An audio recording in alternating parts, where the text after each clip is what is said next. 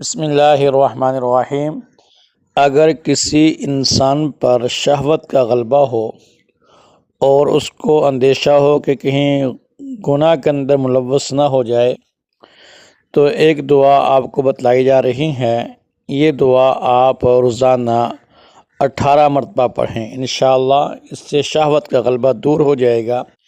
یہ دعا صبح شام پڑھنا بھی احادیث کے اندر موجود ہے۔ دعا کے الفاظ توجہ کے ساتھ سماعت فرما لیں اور اس کو پڑھنے کا اہتمام کریں۔ دعا یہ ہے جو 18 مرتبہ پڑھنی ہے۔ بسم اللہ الرحمن الرحیم، یا حی یا قیوم برحمتک استغیث اصلح لی شأنی کلہ ولا تکلنی الی نفسی طرفۃ عین۔ یہ دعا آپ 18 مرتبہ روزانہ پڑھنے کا اہتمام کریں۔